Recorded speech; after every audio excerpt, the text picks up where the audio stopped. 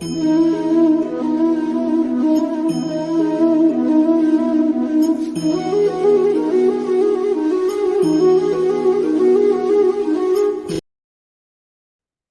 ഓം. എല്ലാവർക്കും നമ്മുടെ ഭഗവത്ഗീത അധ്യയനം ഇപ്പോൾ 99-ാമത്തെ ദിവസമാണ്. ഇന്ന് ബ്രഹ്മചാരി മുകുന്ദ ചൈതന്യജിയാണ് നമ്മുടെ കൂടെ ഉള്ളത്.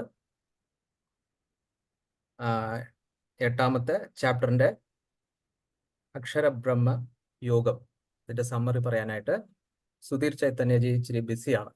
അതുകൊണ്ടാണ് ഇവിടെ മുകുന്ദ് ചൈതന്യജി ഇവിടെ എത്തിയിട്ടുണ്ട്. മുകുന്ദ് ചൈതന്യജി 15-ാമത്തെ വേദാന്ത പഠനത്തിൽ വന്ന് അറ്റൻഡ് ചെയ്ത് ഇവിടെ ഇപ്പോൾ ബ്രഹ്മചാരിയായിട്ട് ചിന്മയ മിഷനിൽ ഒറ്റപ്പാലം, കോഴിക്കോട് എനിക്ക് തോന്നുന്നു ഈ ഇങ്ങനത്തെ സെന്റേഴ്സിൽ സേവ ചെയ്തിട്ടുണ്ട്.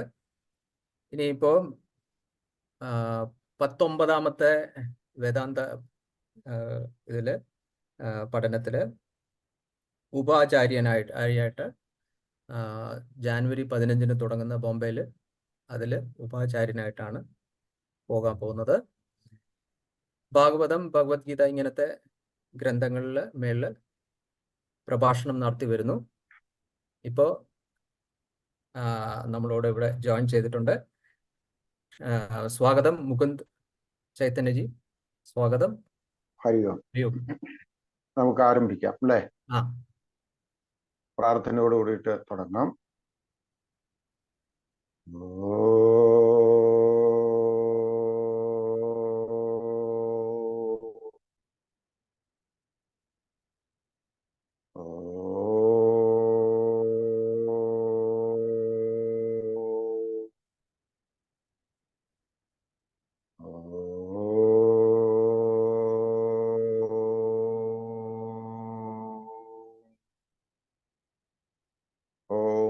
സദാശിവസമാരംഭാം ശങ്കരാചാര്യമധ്യമാം അസ്മദാചാര്യപര്യന്താം വന്ദേ ഗുരുപരമ്പരാം.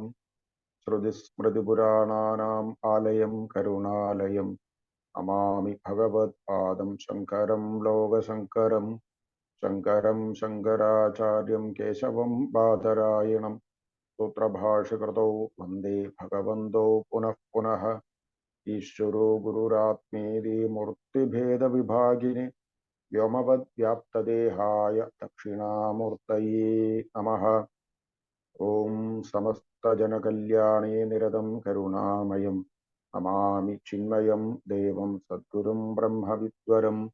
മുഖം കരോതി വാചാലം പങ്കും ലംഘയതേ ഗിരിം യത്കൃപാതമഹം വന്ദേ പരമാനന്ദമാധവം. പരമാനന്ദമാധവം.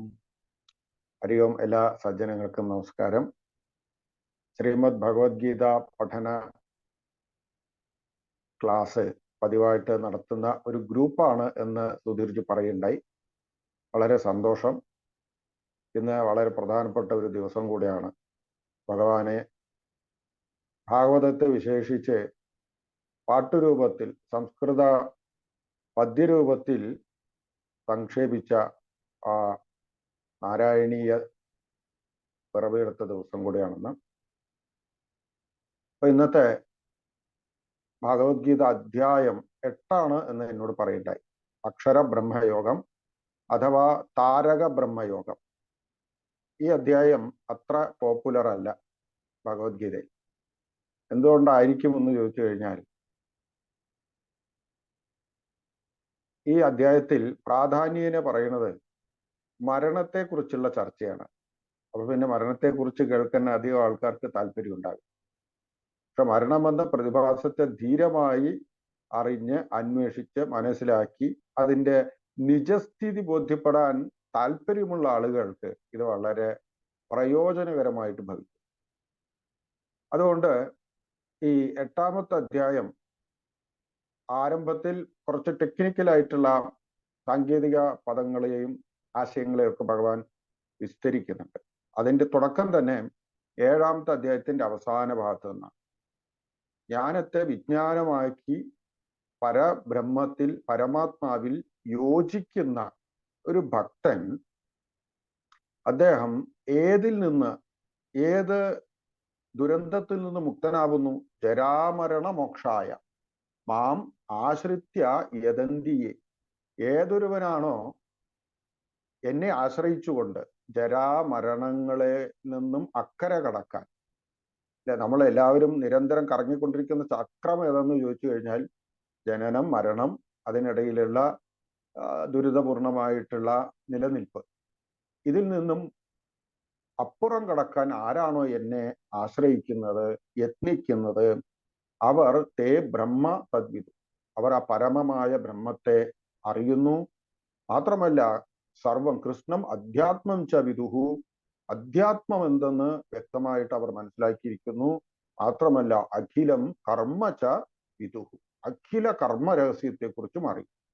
അപ്പൊ ഇങ്ങനെ ഒരു ചോദ്യത്തിനെ ഉണ്ടാക്കുന്ന വാക്കുകളെ, അല്ലെങ്കിൽ വാക്കുകളെയോ ആശയങ്ങളെയോ ഭഗവാൻ അവിടെ, സംജ്ഞകളെ അവിടെ നൽകിയിട്ടാണ് അടുത്ത അധ്യായത്തിലേക്ക് കടക്കുന്നത്. തീർന്നില്ല. മാത്രമല്ല അവൻ അധിഭൂതം എന്താണെന്നും അധിദൈവം എന്തെന്നും അധിയജ്ഞം എന്താണെന്നും അറിയുന്നു. എങ്ങനെ അറിയുന്നു? ഈ യത്നം ചെയ്തതിലൂടെ അറിയുന്നു എന്ന് മാത്രമല്ല, പ്രയാണകാലേ അപിചമാം തേ വിദുഹു, അവർ പോകുന്ന സമയത്ത്, എങ്ങോട്ട് പോകുന്ന സമയത്ത്, ഈ ലോകത്ത് നിന്നും ആളുകൾ ആത്യന്തികമായിട്ട് എങ്ങോട്ട് പോവാം? മരണത്തിന് ശേഷം.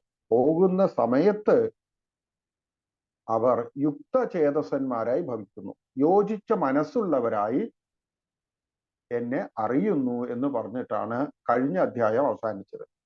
അപ്പൊ ഇത്രയും കേട്ട് കഴിഞ്ഞപ്പോൾ നമുക്കും അറിയില്ല എന്താണ് ബ്രഹ്മം, എന്താണ് അധ്യാത്മം, എന്താണ് കർമ്മം, എന്താണ് അധിഭൂതം, അധിദൈവം, അധിയജ്ഞം. അങ്ങനെ 6 കാര്യങ്ങളെ ഭഗവാൻ പറഞ്ഞു.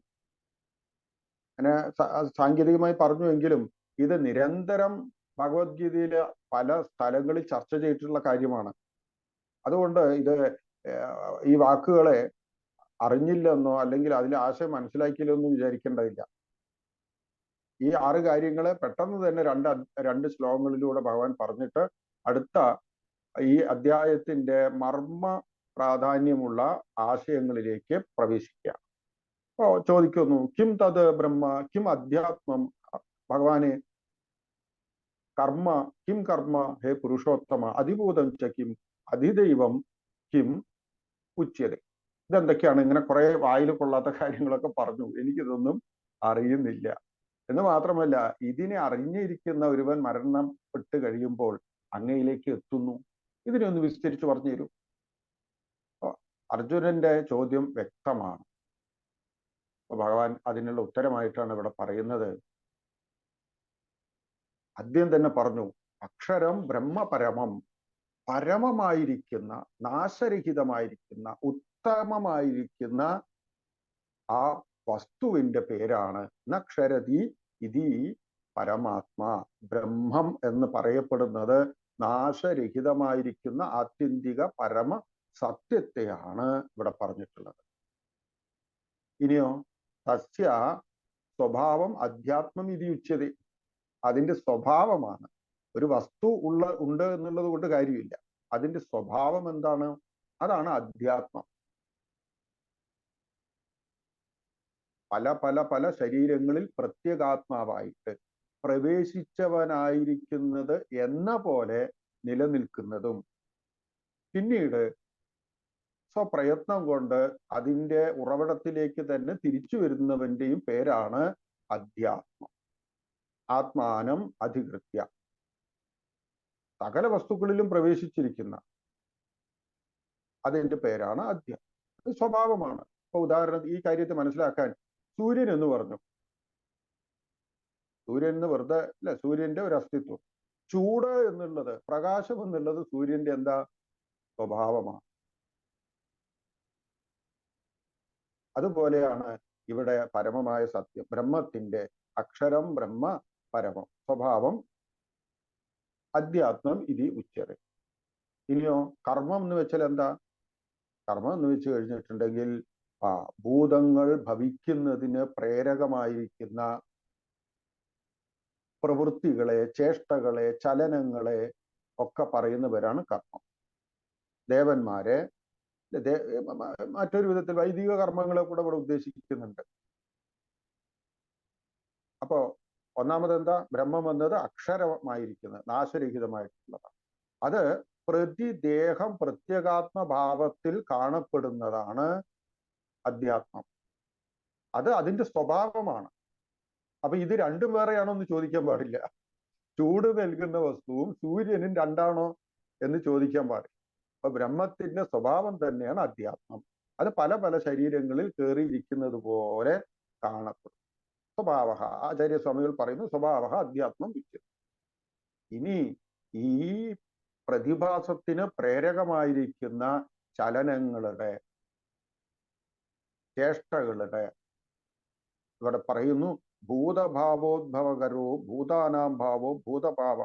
ഇവിടെ പറയുന്നത് ഭൂതങ്ങൾക്ക്, വസ്തുക്കൾക്ക് ഉത്പത്തികരമായിരിക്കുന്ന ഇത്യർത്ഥ വിസർഗ ഇത്യർത്ഥ. കർമ്മത്തിന് എന്താ ഇവിടെ ഒരു വാക്ക് ഉപയോഗിച്ചിരിക്കുന്നു വെച്ചാൽ വിസർഗമാണ്. എന്താ വിസർഗം? വിശേഷേണ ചെയ്യപ്പെടുന്ന സർഗത്തിന്റെ, സൃഷ്ടിയുടെ പേരാണ്. ഈ പറഞ്ഞ 3 കാര്യങ്ങൾ മനസ്സിലായി എന്ന് വിചാരിക്കട്ടെ. എന്ന് മാത്രമല്ല, തുടരുന്നുണ്ട്. ഇത് ഇനി അധിഭൂതം എന്താ എന്ന് ചോദിച്ചു കഴിഞ്ഞാൽ അത് വളരെ ലളിതമാണ്. അധിഭൂതം നാശത്തോടുകൂടിയിരിക്കുന്ന ക്ഷരപുരുഷൻ. ഇതിനെ മറ്റൊരു സ്ഥലത്തും പറയുന്നുണ്ട്. ക്ഷരം, അക്ഷരം, അക്ഷരത്തിൽ നിന്ന് അതീതനായിരിക്കുന്ന പുരുഷൻ എന്നൊക്കെ മറ്റൊരു രീതിയിലും ഇവിടെ പറയുന്നുണ്ട്. എന്താ അധിഭൂതം? നശിക്കുന്ന വസ്തു, ക്ഷരോ ഭാവ. ഇനി അധിദൈവം എന്താ എന്ന് ചോദിച്ചു കഴിഞ്ഞാൽ ഈ നശിച്ചുകൊണ്ടിരിക്കുന്ന ഓരോ ശരീരത്തിനകത്തും, ശരീരം എന്ന് മാത്രമല്ല ഏത് വസ്തുവിനകത്തും അതിനെ അതാക്കി നിലനിർത്തുന്ന ആ വസ്തുവിനെ ചേർത്ത് പുറത്ത് നിർത്തിയിരിക്കുന്ന വസ്തുവിന്റെ പേരാണ് അധിദൈവം. അധിദൈവം. അപ്പൊ നശിക്കുന്ന എല്ലാ നാമരൂപ പദാർത്ഥങ്ങളുടെ ഒക്കെ പേരാണ് അധിഭൂതമെങ്കിൽ അതിനെ അത്തരത്തിൽ ഓരോന്നും ഓരോ പോലെയാണ്. ചക്ക ഉണ്ടാകുന്ന മരത്തിന്റെ പേരെന്താണ്? പ്ലാവ്. മാങ്ങ ഉണ്ടാകുന്ന വൃക്ഷത്തിന്റെ പേരെന്താണ്? മാവ്. കുറെ കഴിഞ്ഞിട്ട് ചക്കയ്ക്ക് പ്ലാവിന് ബോറടിച്ചു. എന്നാ പിന്നെ ഇക്കൊല്ലം മാവ് ഉണ്ടാക്കിയാലോ? നടക്കോ? മാങ്ങ ഉണ്ടാക്കിയാലോ? നടക്കില്ല. അപ്പൊ ഓരോന്നിനും അതിനകത്ത് ഇരുന്നു കൊണ്ട് ആ കാര്യങ്ങളെ നടത്തുന്ന, ശരീരം പ്രതി നിലനിന്നുകൊണ്ട്, അത് ഈ മേൽപ്പറഞ്ഞ പിന്നെ ബ്രഹ്മത്തിൽ നിന്നും ഭിന്നമാണെന്നൊന്നും പറഞ്ഞുകൂടാ. കർമ്മഫലദാതാവായിട്ടിരിക്കുന്ന ഒരു ദേവനാണ്, ദൈവമാണ്. ഓരോ അധിഭൂതങ്ങളിലും കർമ്മഫലദാതാവായിരിക്കുന്ന, അതാത് ധർമ്മത്തെ നടപ്പിലാക്കുന്നവനാണ്. അത് സമഷ്ടിയിലുണ്ട്, വ്യഷ്ടിയിലുണ്ട്. എൻ്റെ ഉള്ളിലിരുന്നു കൊണ്ട് ഞാൻ ഏതൊക്കെ വിധത്തിൽ പ്രവർത്തിക്കണമെന്ന് പറയുന്നതും സൂര്യനിലിരുന്നു കൊണ്ട് അതിനെ പറയുന്നത് ജീവശരീരങ്ങളിലിരിക്കുന്ന ജീവനായിട്ടും സമഷ്ടിയിലിരിക്കുന്ന ഹിരണ്യഗർഭനായിട്ടുള്ളത് അതേ ദേവനാണ്. ഇനി അതിനെ മുഴുവനും അങ്ങനെ ഓരോന്നിലിരിക്കുക മാത്രമല്ല, എന്തു ചെയ്യുന്നു? അവയുടെ കർമ്മഫലങ്ങളെ ഭുജിക്കുന്നു. അപ്പൊ കർമ്മഫലങ്ങളെ ഭുജിക്കുന്ന ഭോക്തൃത്വേന ഇരിക്കുന്നവൻ ആരോ അവൻ ഇവിടെ പറയുന്നു അധിയജ്ഞൻ. അല്ലയോ ദേഹത്തെ എടുത്തവനായ, മനുഷ്യദേഹത്തെ എടുത്ത ഉത്തമനായിട്ടുള്ള അർജുന, ഇതാണ് 6 കാര്യങ്ങൾ. അപ്പൊ ബ്രഹ്മം എന്താണ്? അതിനെക്കുറിച്ച് ഇവിടെ പറഞ്ഞു. പിന്നെന്താണ്?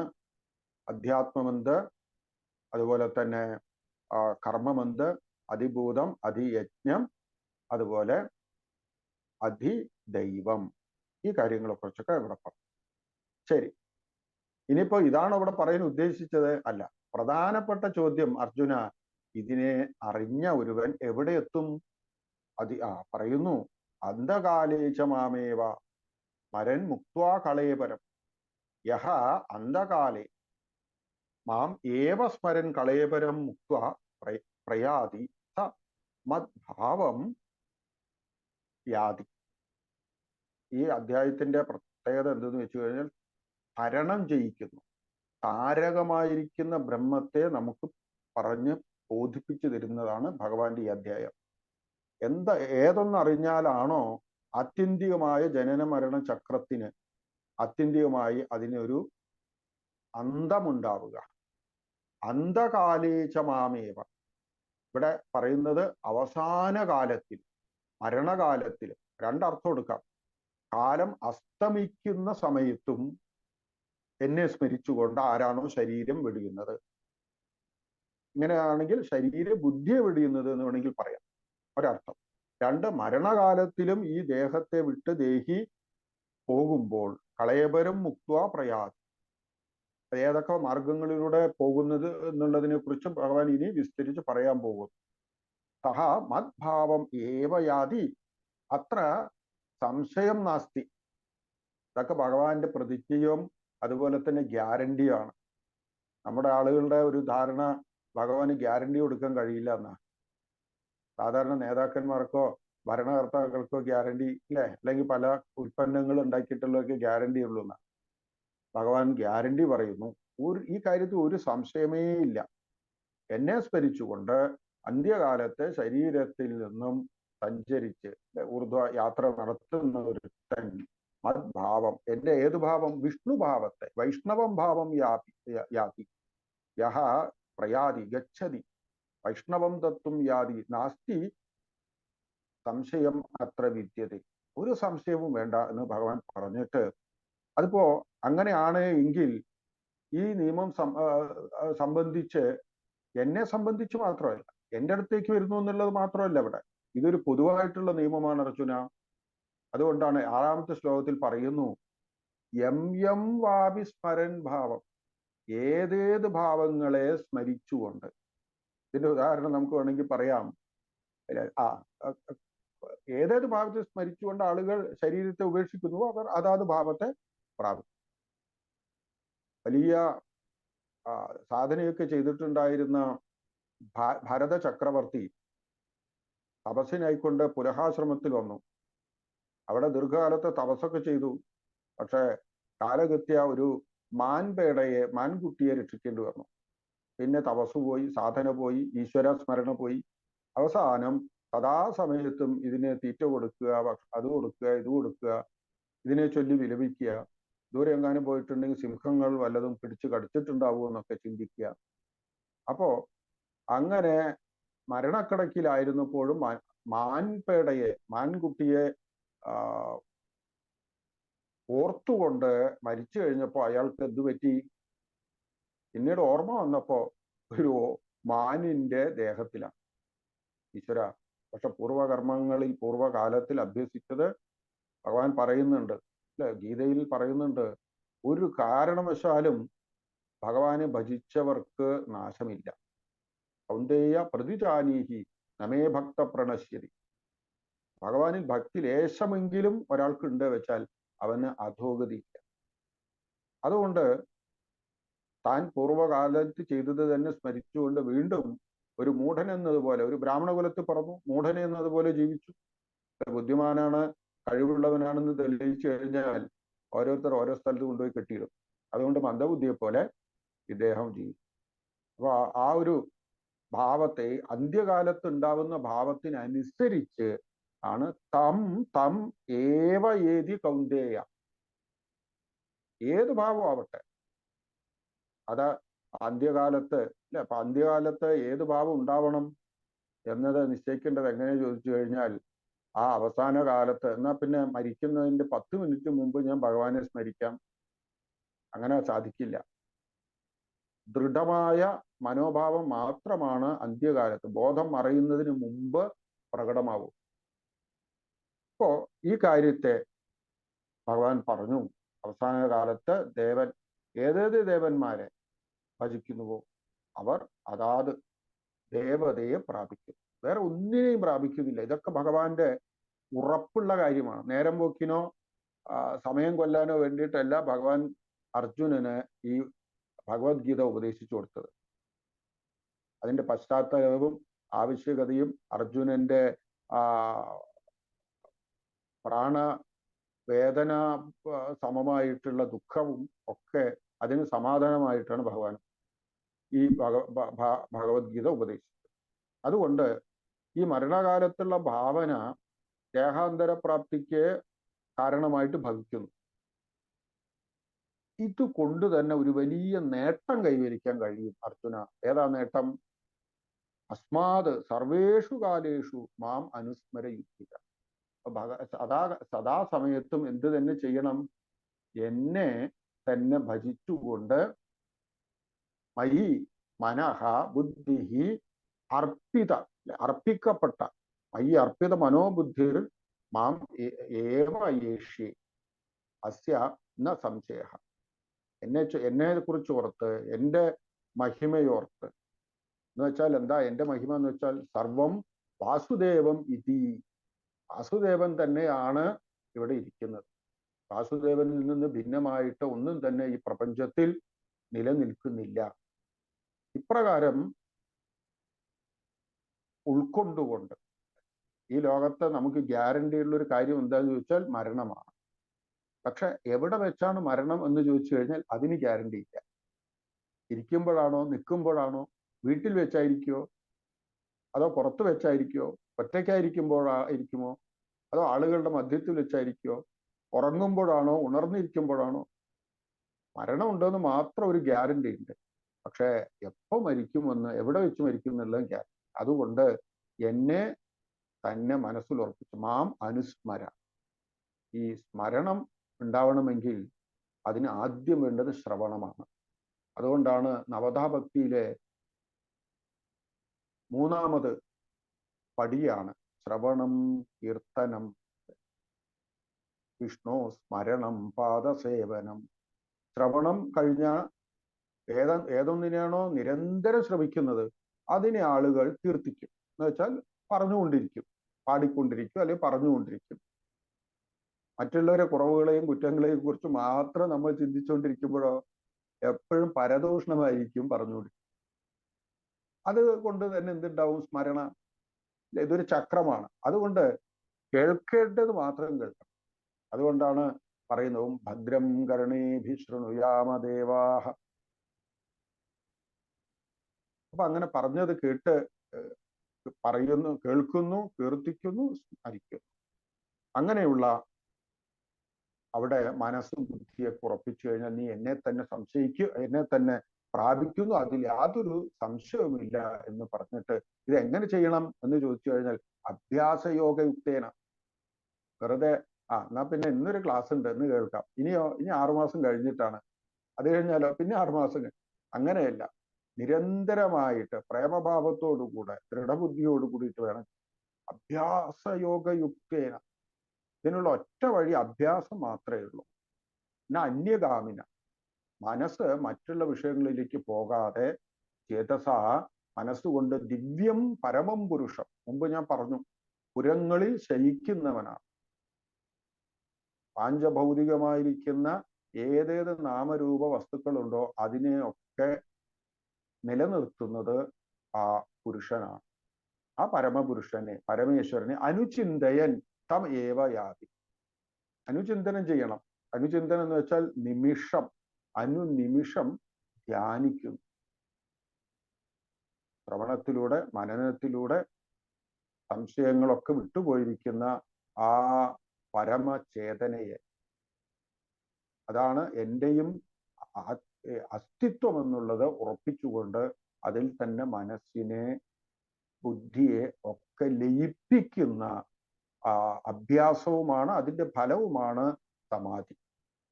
അപ്രകാരം ഇരിക്കുന്ന അവൻ എന്നെ തന്നെ പ്രാപിക്കുന്നു അർജുന. അത്രയൊക്കെ പറഞ്ഞു കഴിഞ്ഞപ്പോ ഈ ഇത്രയും വിശേഷപ്പെട്ട പ്രാപ്യസ്ഥാനം ഏതാണ്? അവന്റെ മഹിമ എന്താ? ഞാൻ കുറെ കഷ്ടപ്പെട്ട് ബുദ്ധിമുട്ടി എൻ്റെ ജോലിയെല്ലാം കളഞ്ഞുകൊണ്ട് എൻ്റെ ബന്ധുജനങ്ങളോടുള്ള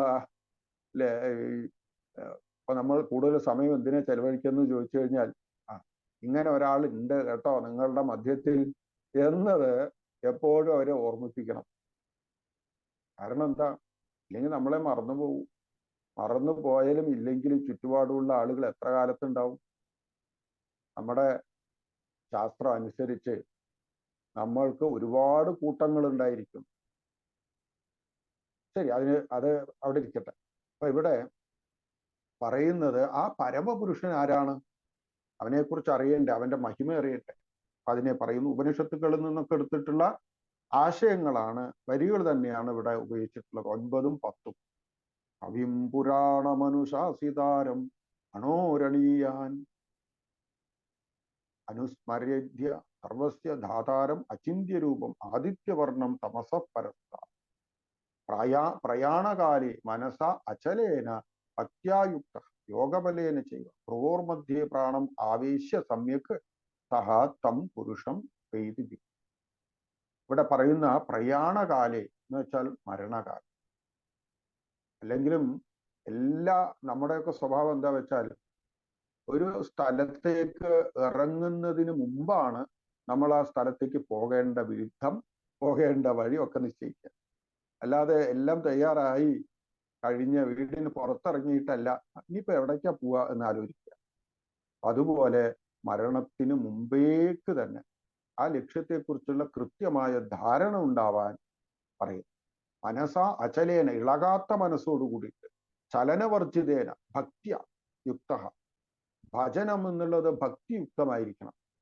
നേരം പോക്കിന് വേണ്ടിയിട്ടല്ല, നമ്മുടെ കാര്യസാധ്യത്തിന് വേണ്ടിയിട്ടല്ല ഭഗവാനെ ഭജിക്കാൻ പോകുന്നത്. അതുകൊണ്ടാണ് ഇവിടെ പറഞ്ഞത് യോഗബലേന, യോഗത്തിന്റെ ബലം. എന്താ ഈ യോഗബലം? സാധനായോഗമാണ്. ഭഗവാനുമായിട്ട് യോജിക്കണം എന്നുള്ള ഉത്കടമായ ആഗ്രഹം നിറഞ്ഞ അഭ്യാസത്തിന്റെ പേരാണ് യോഗം. യോഗബലം എന്ന് വെച്ചാൽ ഇവിടെ പറയുന്നത് സമാധിജ സംസ്കാര പ്രജയ ജനിത ചിത്തസ്ഥൈര്യ ലക്ഷണം. സമാധിയിൽ നിന്നും ഉണ്ടായ ഉറച്ചതായ സംസ്കാരത്തിൽ ഇളകാതെ അതിൽ നിന്നും ജനിച്ച ചിത്തത്തിന്റെ സ്ഥിരതയാണ് എന്നുവെച്ചാൽ ഭഗവത് ഭക്തി കൊണ്ട് നിരന്തരം ഭഗവത് തത്വത്തിൽ ലയിക്കുന്നതിന് നിരന്തരം അഭ്യസിക്കുകയും ആ അഭ്യാസത്തിൽ നിന്നും ഉടലെടുത്ത സംസ്കാരം കൊണ്ട് മനസ്സുറച്ചു. അതിന് ഉദാഹരണം വേണമെങ്കിൽ പറയാം, പ്രഹ്ലാദൻ ഭഗവാനിൽ ഉറച്ച ഭക്തി ഉണ്ടായി. ഈ പ്രഹ്ലാദനെ പിന്നെ എന്ത് ചെയ്താലും ആ മനസ്സിന്റെ സ്ഥിരബുദ്ധി, സ്ഥൈര്യം, ഭഗവാനിലുള്ള അചഞ്ചലമായ വിശ്വാസ സ്ഥൈര്യം നശിച്ചു പോയിട്ടില്ല. അപ്പൊ എങ്ങനെ പറയുന്നു? ഇങ്ങനെ യോഗബലം കൊണ്ട് ഈ പറഞ്ഞ പരമതത്വത്തിലേക്ക് പോകുന്നവരുടെ പല വഴികളെ കുറിച്ചും ഭഗവാൻ ഇവിടെ പറയുന്നു. ഇവിടെ പറയുന്നത്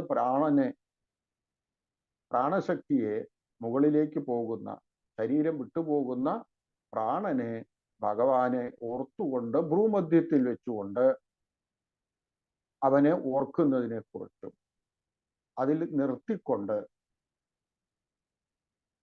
അവനിൽ വിലയിക്കുന്നതിനെ കുറിച്ചാണ് പറഞ്ഞത്. ആ വഴി എന്തായാലും ഇവിടെ പറയുന്ന കവിയും പുരാണം, ചിരപുരാതനായിരിക്കുന്നവനും, കവി എന്നുള്ളതിന് ക്രാന്തദർശിയാണ്, സർവജ്ഞൻ എന്നുള്ള അർത്ഥം. സർവജ്ഞനായ ചിരപുരാതനായ അനുശാസിതാരം, ഡിസിപ്ലിനേറിയൻ എന്ന് ഇംഗ്ലീഷിൽ പറയും. ആളുകളെ വരച്ച വരയിൽ നിർത്താൻ കെൽപ്പുള്ളവൻ. നാം വിചാരിക്കുന്നുണ്ടാവും നമ്മയൊക്കെ വരച്ച വരയിൽ നിർത്തുന്നത് നമ്മളാണെന്ന്. അങ്ങനെയല്ല. ഈ പ്രപഞ്ചത്തിലുള്ള സകലതിനെയും വരച്ചു വരയിൽ നിർത്തുന്ന ഭഗവാനാണ്. അവൻ എങ്ങനെയുള്ളവരാണ്? അണോഹോ അണീയാൻ, അണുവിനേക്കാൾ അണുതമമായിരിക്കുന്നവനാണ്. അതുകൊണ്ടാണ് ഭഗവാനെ ആളുകൾക്ക് എവിടെ നോക്കിയാലും കാണാൻ കഴിയാത്തത്. അണോഹോ അണീയാംശം, അത്യന്തം സൂക്ഷ്മതലത്തിലിരിക്കുന്നവൻ, ആകാശത്തേക്കാൾ സൂക്ഷ്മതമമായിരിക്കുന്നവൻ. നാമരൂപ പദാർത്ഥങ്ങൾക്ക് അകം മുഴുവനും ആത്യന്തികമായി അന്വേഷിച്ചു കഴിഞ്ഞാൽ കേവലം ഒഴിഞ്ഞ സ്ഥലമാണെന്നറിയും. പക്ഷെ ആ ഒഴിഞ്ഞ സ്ഥലത്തിൽ പോലും അപാരമായ രീതിയിലുള്ള ശക്തിവിശേഷങ്ങളുണ്ട്. കാന്തിക, വൈദ്യുത, അല്ലെ, ഈ തരത്തിലുള്ള ഭൂഗുരുത്വ മുതലായിട്ടുള്ള ശക്തികൾ. ആ ശക്തികൾക്കും പുറകിലെ മഹാശക്തിയാണ് ഇവിടെ പറയുന്നത്. അത് അത്യന്തം സൂക്ഷ്മതമമായിരിക്കുന്നു. അങ്ങനെയുള്ള ഈശ്വരൻ സർവസ്യ ധാതാരം, സർവ്വതിൻ്റെയും ധാതാവാണ്. രക്ഷണവും പോഷണവും ചെയ്യുന്നവനാണ് അത്രേ ധാതാവ്. അങ്ങനെയുള്ള അചിന്ത്യ രൂപത്തോടു കൂടിയിരിക്കുന്ന, ചിന്തകൾക്കോ മനസ്സിനോ ബുദ്ധിക്കോ ഒന്നും തന്നെ ഇവന്റെ അസ്തിത്വം എന്താണെന്ന് അറിയാൻ കഴിയില്ല. പക്ഷേ എന്നാൽ ഇത് തീർത്തും ഇല്ലാത്തവനാണോ ഈ പരമപുരുഷൻ? അല്ല. ആദിത്യവർണം തമസഹ പരസ്താ. അന്ധകാരത്തിനപ്പുറത്ത് ആദിത്യനെ പോലെ ജ്യോതിർമയനായിരിക്കുന്ന തം പുരുഷം അനുസ്മരേത്.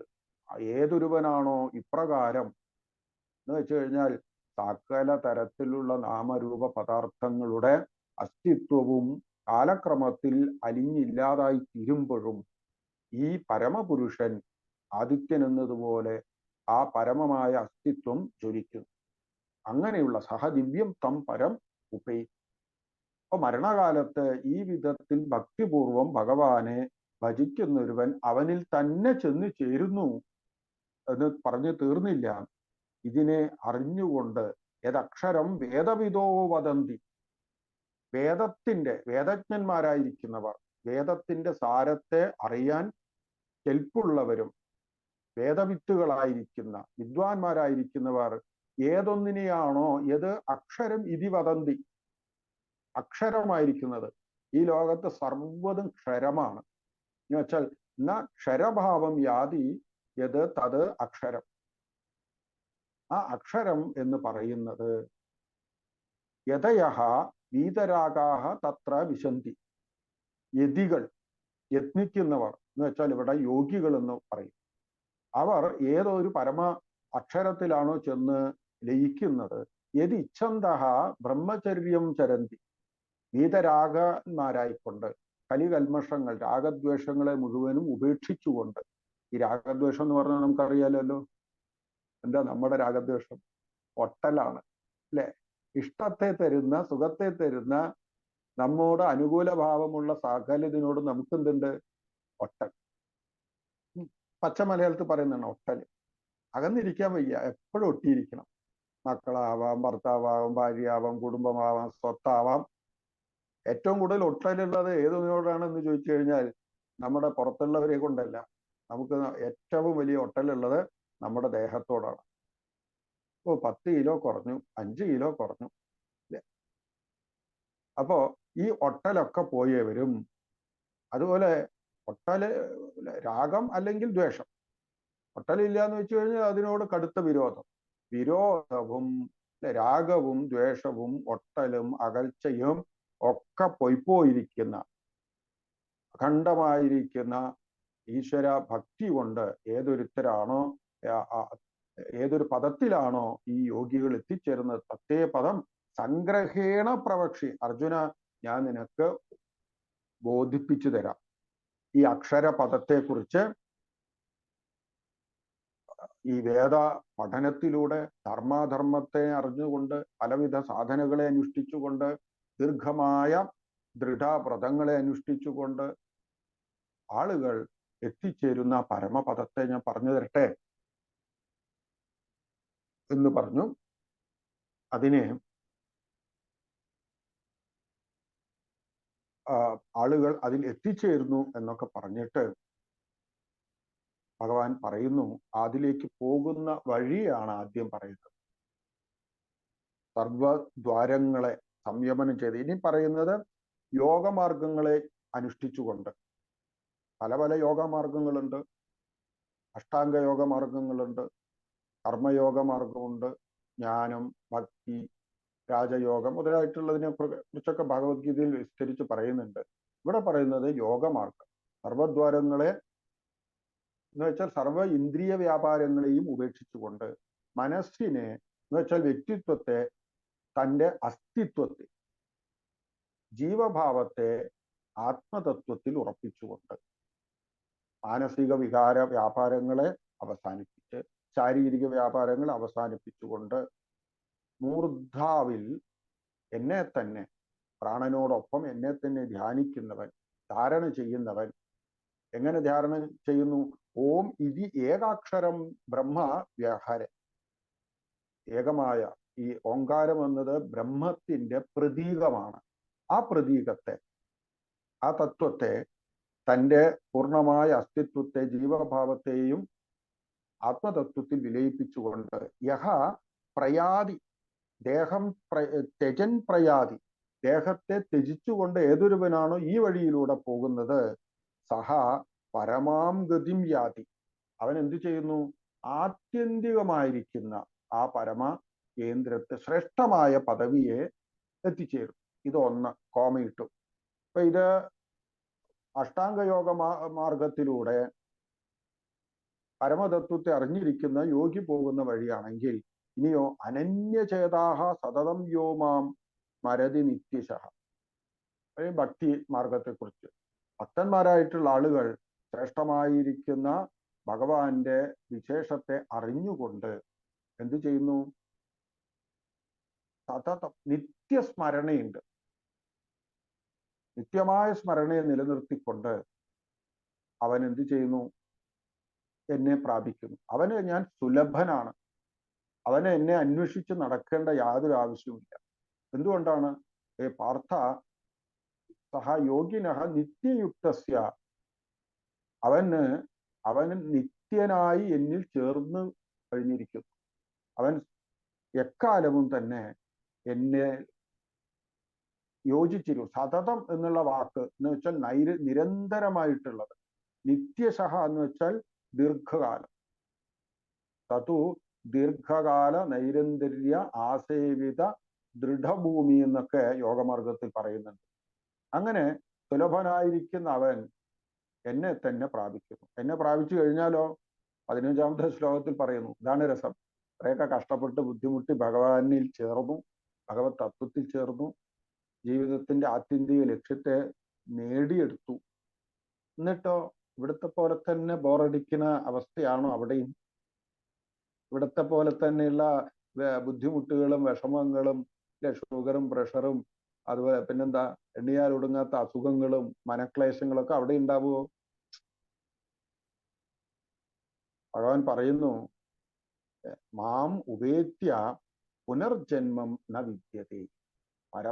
പറയുന്നു, മേൽപ്പറഞ്ഞ ആ പരമപുരുഷനിൽ എത്തിച്ചേർന്ന് കഴിഞ്ഞാൽ പരമാം സംസിദ്ധിം ഗതാഹ മഹാത്മാനഃ മാം ഉപേത്യ, ശ്രേഷ്ഠമായ ഈ മോക്ഷത്തെ നേടിക്കഴിഞ്ഞിട്ടുള്ള മഹാത്മാക്കൾ, അത് നേടിക്കഴിഞ്ഞിട്ടോ എന്നെ പ്രാപിച്ചിട്ടോ പുനഃ ദുഃഖാലയം അശാശ്വതം. ഭഗവാൻ ഈ ലോകത്തിന് 2 പേരിട്ടൂടെ. ഒരു പേരിട്ടുള്ളൂ, ദുഃഖാലയം. ഇത് നന്നായിട്ട് മനസ്സിലാക്കേണ്ടതാണ്. ആരാണ് കുട്ടികൾക്ക് പേരിടുക സാധാരണ നമ്മുടെ നാട്ടില്?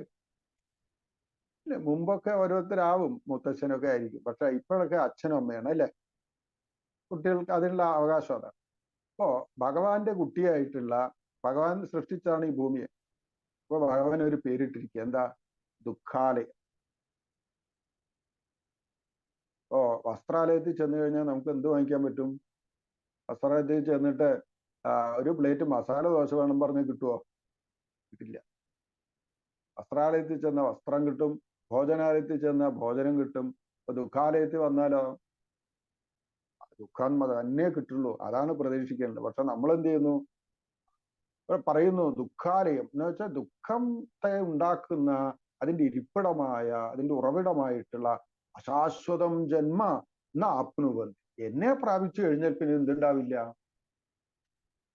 ദുഃഖപൂരിതമായിരിക്കുന്ന ജനന മരണ ചക്രത്തിലേക്ക് ഒരു ജീവനും പിന്നീട് എടുത്ത് എറിയപ്പെടുകയില്ല. പുനർജന്മ ന വിദ്യതേ. നമ്മുടെ ശാസ്ത്രം അനുസരിച്ച് നിരന്തരം പുനരഭിജനനം, പുനരഭിമരണം.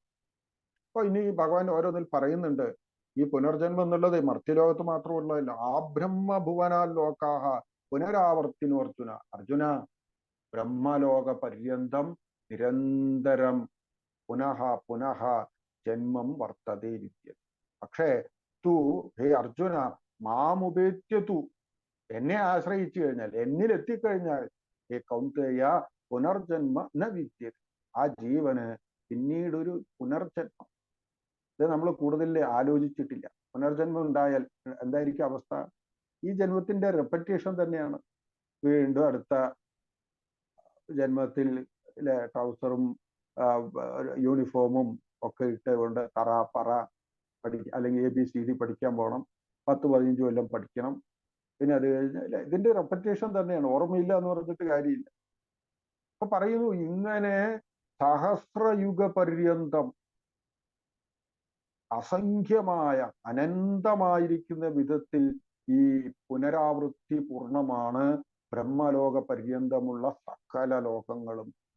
പകലാവുമ്പോൾ സൃഷ്ടി ഉണ്ടാകുന്നു, രാത്രിയാവുമ്പോൾ സകലതും അതിൻ്റെ സൂക്ഷ്മരൂപത്തിലേക്ക് ചെല്ലുന്നു. ഇതിനെ അറിയുന്ന ആളുകൾ അപ്രകാരം പറയും. അങ്ങനെ അവ്യക്തത്തിൽ നിന്നും ഈ കാണപ്പെടുന്ന സർവാഹ പ്രഭവന്തി അഹരാഗമൻ. പകലാവുമ്പോ എന്ന് വെച്ചാൽ ബ്രഹ്മാവിന്റെ പകൽ സമയം എന്ന് പറയും. ആദിയിൽ ബ്രഹ്മാവ് സൃഷ്ടി ആരംഭിക്കുന്നു, കൽപ്പാന്തത്തിൽ ബ്രഹ്മാവ് ഉറങ്ങും. ഈ ബ്രഹ്മാവ് എന്ന് വെച്ചാൽ സർവ ജീവനും ഒരുമിച്ച് പറയാം. അങ്ങനെ വീണ്ടും വീണ്ടും ഭൂതഗ്രാമ, ഭൂതങ്ങളുടെ കൂട്ടങ്ങൾ, ജീവികളുടെ കൂട്ടങ്ങൾ സഹ ഏവായം ഭൂത്വാ പ്രലീയത, അവശരായിക്കൊണ്ട് വീണ്ടും വീണ്ടും പറക്കുന്നു, വീണ്ടും വീണ്ടും ഉറങ്ങുന്നു. ഈ പാർത്ഥ അവശരായിട്ട് നമുക്കൊക്കെ വല്ല സ്വാതന്ത്ര്യം ഉണ്ടോ? അപ്പോ ഇത്രയും ഇങ്ങനെ പറയുന്നത് പല പല അമ്മയുടെ വയറ്റിനകത്ത് ചെന്ന് ഗർഭവാസാദി ദുഃഖ ക്ലേശങ്ങളെ അനുഭവിച്ചുകൊണ്ട് ഈ ലോകത്തേക്ക് ഈ വിധത്തിൽ വരുന്നു, പോകുന്നു, വരുന്നു, ഗതാഗതം നടത്തിക്കൊണ്ടിരിക്കുന്നു. ഇങ്ങനെയുള്ള ഈ പറഞ്ഞ അവ്യക്തമായ സൃഷ്ടിയുടെ ഉറവിടത്തിൽ നിന്നും അപ്പുറമുള്ള ഒരു അവ്യക്തമായ സനാതനമായിരിക്കുന്ന ഒരു വസ്തുവുണ്ട്. അത് സഹ സർവഭൂതേഷു നശ്യത്തു ന വിനശ്യ. സകല ഭൂതങ്ങൾ നശിച്ചാലും ആ അത്യന്തികമായ അവ്യക്ത പദത്തിന്, ആ അവ്യക്തത്തെയാണ് ഇവിടെ പറയുന്നത്. അവ്യക്തോ അക്ഷര ഇത്തി ഉക്ത. അക്ഷരമായിരിക്കുന്ന പരമാം ഗതിയെ ആണ് പറയുന്നത്. യം ഗത്വ യം പ്രാപ്യ ന നിവർത്തതേ തദ്ധാമ പരമം. അതാണ് എൻ്റെ ഏറ്റവും ആത്യന്തികമായിരിക്കുന്ന തദ്ധാമം, പരമമായ എൻ്റെ പദം. അർജുന, ഇപ്രകാരമുള്ളതിനെ നേടണമെങ്കിൽ എന്ത് ചെയ്യണം? എന്നെ തന്നെ ആശ്രയിക്കണം, എന്നെ തന്നെ വീണ്ടും വീണ്ടും ആരാധിക്കണം. ഞാൻ തന്നെയാണ് ആത്യന്തികമായ പ്രാപ്യ കേന്ദ്രം എന്ന് നന്നായിട്ട് അറിയണം. എന്നിട്ട് ഭഗവാൻ ഇനി പറയുന്ന കുറച്ച് കാര്യങ്ങൾ, അത് വളരെ ലളിതമാണ്. 2 മാർഗങ്ങളുണ്ട് ഈ ലോകത്ത്. ഒന്ന് ജ്ഞാനമാർഗം. ജ്ഞാന മാർഗത്തിൽ സഞ്ചരിക്കുന്ന പുരുഷന്മാർ വെളിച്ചത്തെ, ഐശ്വര്യത്തെ, അഗ്നിയെ, ഉത്തരായണത്തെ, അതിൻ്റെയൊക്കെ ദേവതമാരോടൊപ്പം ഊർധ്വലോകങ്ങളിലേക്ക് എത്തുന്നു. ഏതാ ഈ ഊർധ്വലോകം? ബ്രഹ്മപദത്തെ തന്നെയാണ്. ക്രമമുക്തിയിലേക്കോ ജീവൻ മുക്തിയിലേക്കോ അല്ലെങ്കിൽ പരമമായ പ്രാപ്തി കേന്ദ്രത്തിലേക്കോ എത്തും. അവർക്ക് പിന്നെ ഒരു പുനരാവൃത്തി ഉണ്ടാവില്ല. ഇവിടെ അഗ്നി, ജ്യോതിഹി, അഹ, ശുക്ലഹ, ഷൺമാസ, ഉത്തരായണം എന്നൊക്കെ പറയുന്നത് അതത് അഭിമാന ദേവതകളാണ്. സൂര്യദേവത, അഗ്നിദേവത, ഉത്തരായണ ദേവത, അവരോടൊപ്പം പോയി കഴിഞ്ഞാൽ പിന്നെ തിരിച്ചു വരില്ല. ഇനിയോ രാത്രി, ധൂമം, അതുപോലെ തന്നെ കൃഷ്ണപക്ഷം, ദക്ഷിണായനം, ഇതിലൂടെ കർമ്മ അങ്ങനെ പോയിട്ടുള്ളവർ വീണ്ടും ഉത്തമമായ ലോകങ്ങളിൽ ചെന്നിരുന്ന് തിരിച്ച് ഈ ലോകത്തേക്ക് വരും. ചുരുക്കി പറഞ്ഞാൽ, ഒന്ന് ജ്ഞാനയോഗികൾ, ജ്ഞാനമാർഗത്തിലുള്ള ആളുകൾ, ജ്ഞാനമാർഗത്തിൽ പോകുന്നവർ തിരിച്ചു വരുന്നില്ല. കർമ്മമാർഗത്തിൽ പോകുന്നവർ വീണ്ടും പല പല കർമ്മഫലങ്ങളെ അനുഭവിക്കാൻ വേണ്ടി ഈ ലോകത്തിലേക്ക് വരും.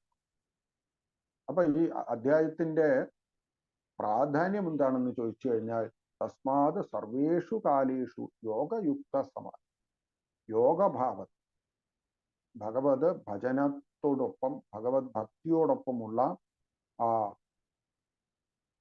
ജ്ഞാനപഥത്തിൽ ഇരുന്ന് ഈ 2 മാർഗത്തിൽ ഏറ്റവും ശ്രേഷ്ഠമായ പദത്തിലൂടെ പോയി കഴിഞ്ഞാൽ അർജുന എന്നിൽ തന്നെ എത്തുന്നു. ഇക്കാര്യത്തെയാണ് ഭഗവാൻ പറയുന്നത്. അപ്പോ ഈ ആർട്ട് ഓഫ് മരണകലയെയാണ് ഇവിടെ പഠിപ്പിക്കുന്നത്. ഈ ജീവിക്കാൻ മാത്രമല്ല, ആർട്ട് ഓഫ് ലിവിങ് മാത്രമല്ല ഉള്ളത്. നമ്മുടെ പരീക്ഷത്ത് പഠിച്ചത് ആർട്ട് ഓഫ് ഡൈയിങ് ആണ്. മരണകാലത്തെ ഏത് വിധത്തിലുള്ള മനോഭാവത്തെ നിലനിർത്തണം. മരിക്കാൻ അറിയാണ് എങ്കിൽ പിന്നീട് പറക്കേണ്ടി വരില്ല. ഭരിക്കാൻ നന്നായിട്ട് അറിയില്ല എങ്കിലോ വീണ്ടും വീണ്ടും പറക്കേണ്ടി വരും. അപ്പോൾ അക്കാര്യത്തെയാണ് ഭഗവാൻ ഇവിടെ നന്നായി പറഞ്ഞിട്ടുള്ളത്. അപ്പോൾ മോക്ഷം തന്നെയാണ് ആത്യന്തികമായ ദുഃഖ നിവൃത്തിയും പരമാനന്ദ പ്രാപ്തിയും നിത്യതൃപ്തിയും. അതിനെയാണ് എല്ലാ അധ്യായത്തിലും ഇത് തന്നെയാണ് വിഷയമെങ്കിലും ഇവിടെ കുറച്ച് ഇന്റൻസീവായിട്ട് തീവ്രമായിട്ടും എന്നാൽ വളരെ സംഗ്രഹിച്ചുകൊണ്ടും ഭഗവാൻ പറഞ്ഞു. എന്നിലെത്തിക്കഴിഞ്ഞാൽ, ആ പരമമായ പുരുഷനിൽ എത്തിക്കഴിഞ്ഞാൽ ആ പുരുഷൻ ആരാണെന്ന് പറഞ്ഞു. അവനിലേക്ക് എത്തേണ്ടുന്ന പല യോഗമാർഗങ്ങളെക്കുറിച്ച് പറഞ്ഞു. അവിടെ എത്തിക്കഴിഞ്ഞാൽ പിന്നീട് ഇങ്ങോട്ട് വരുമോ ഇല്ലയോ എന്നുള്ളത് കൂടെ പറഞ്ഞു. പിന്നെയും അതത് ദേവന്മാരെ ആരാധിക്കുന്നവർ അതത് ദേവന്മാരെ പ്രാപിക്കുന്നു എന്നതിനെ കുറിച്ച് പറഞ്ഞു. അപ്പോ സാത്വിക ദേവന്മാരായില്ല, ഭഗവാന്റെ തന്നെ ജ്ഞാന സ്വരൂപികളായ ദേവതമാരെ ഭജിച്ചു കഴിഞ്ഞാൽ, സർവദേവന്മാരെയും പരമാത്മ തുല്യമായിട്ട് ഭജിച്ചു കഴിഞ്ഞാൽ അതാത് ദേവന്മാർ ആ പരമ സത്യത്തിലേക്ക് ഭക്തന്മാരെ എത്തിക്കുന്നു പറഞ്ഞു. ഇല്ല, അല്ലറ ചില്ലറ സ്വർഗ കാമങ്ങളാണ്, സ്വർഗീയ സുഖങ്ങളാണ് ആഗ്രഹിച്ചിട്ട് ജീവിതം അവസാനിപ്പിച്ചിട്ടുള്ളതെങ്കിൽ, കർമ്മ പരന്മാരായിട്ടാണ് ജീവിച്ചിട്ടുള്ളതെങ്കിൽ വീണ്ടും പുനരാവൃത്തിയിലേക്ക് നയിക്കുന്ന വിധത്തിൽ ആ ദേവന്മാരോടൊപ്പം പോകുന്നു. അതത് ദേവതമാർ നൽകുന്ന സുഖത്തെ അനുഭവിച്ച് ക്ഷീണയെ പുണ്യെ മർത്യലോകം വിശ. ഈ കാര്യത്തെയാണ് അവിടെ പറഞ്ഞത്.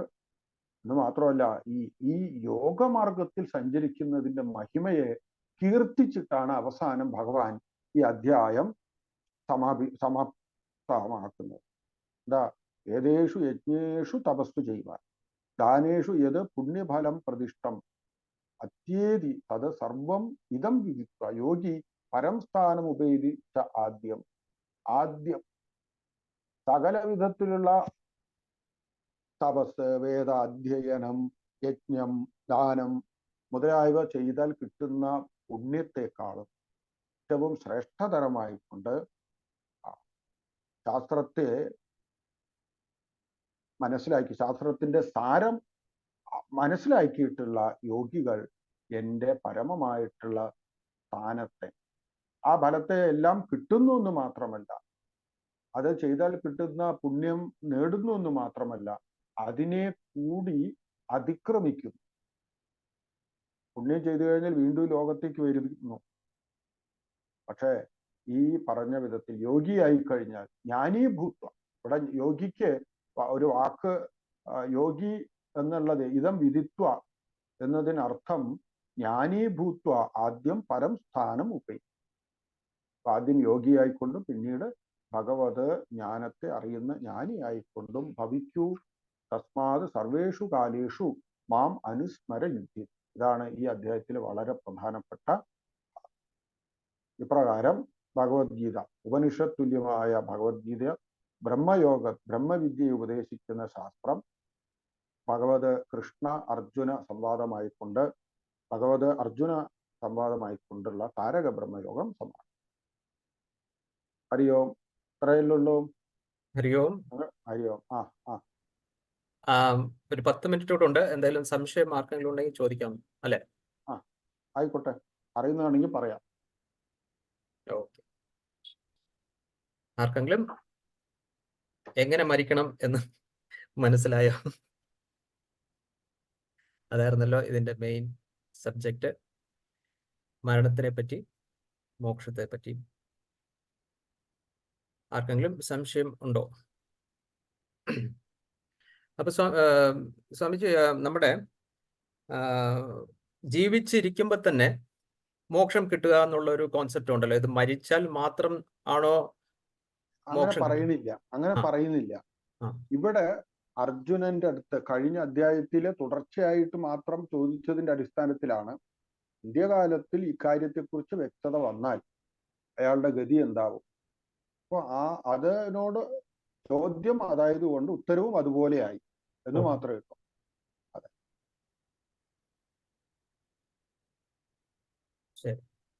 ജീവിച്ചിരിക്കുമ്പോൾ മുക്തി നേടുന്നതിനെ കുറിച്ച് പല സ്ഥലങ്ങളിലും ഗുണാതീതനായിട്ടും സ്ഥിതപ്രജ്ഞ ലക്ഷണമൊക്കെ പല ഇടങ്ങളിൽ പറയുന്നുണ്ടല്ലോ. എനിക്ക് തോന്നുന്നു ഇതല്ലേ നമ്മുടെ സനാതന ധർമ്മത്തിന്റെ ഒരു പ്രത്യേകത. പൊതുവെ എല്ലാ ധർമ്മങ്ങളും മരിച്ചു കഴിഞ്ഞാൽ അവിടെ പോകും ഇവിടെ പോകും എന്നൊക്കെയാണ് പറയുന്നത്. പക്ഷേ ഇവിടെ നമ്മൾ പറയുന്നത് ഇപ്പൊ സ്വാമിജി പറഞ്ഞ പോലെ ജീവിച്ചിരിക്കുമ്പോൾ തന്നെ ഇത് നമുക്ക് അനുഭവിക്കാൻ സാധിക്കുമെന്ന്. അതെ, ഇനി പറ്റില്ലെങ്കിൽ മരിച്ചു കഴിഞ്ഞാലെങ്കിലും സാധിക്കട്ടെ എന്നതിനെ കൂടി ഭഗവാൻ ഇവിടെ പറയുന്നു. ഹരി ഓം. ഹരി ഓം. സംശയം ഉണ്ടെങ്കിൽ പിന്നെ ചോദിക്കാം. വേണമെങ്കിലും നമ്മുടെ ഭഗവത്ഗീത വാട്സപ്പ് ഗ്രൂപ്പിൽ ഇട്ട് കഴിഞ്ഞാൽ നമുക്ക് വേണമെങ്കിലും ചോദിക്കാം. അപ്പോൾ ഇന്ന് ഇത്രയും സമയമെടുത്ത് നമുക്ക് 8ാമത്തെ ചാപ്റ്ററിന്റെ സമ്മറി പറഞ്ഞ മുകുന്ദ ചൈതന്യജിക്ക് നമ്മുടെ എല്ലാവരുടെ പേരിലും സമിതിയുടെ പേരിലും നന്ദി അറിയിക്കുന്നു. ഹരി ഓം. ലോകകല്യാണം മന്ത്രം. പൂർണ്ണമിദം പൂർണ്ണാത് പൂർണ്ണമുദച്യതേ പൂർണ്ണസ്യ പൂർണ്ണമാദായ പൂർണ്ണമേവാവശിഷ്യത്തെ. ഓം ശാന്തി ശാന്തി ശാന്തി. സാധാരണ പ്രാർത്ഥന ഉണ്ടെങ്കിൽ ചൊല്ലിക്കൊള്ളും. ശാന്തി മന്ത്രം ചൊല്ലാം.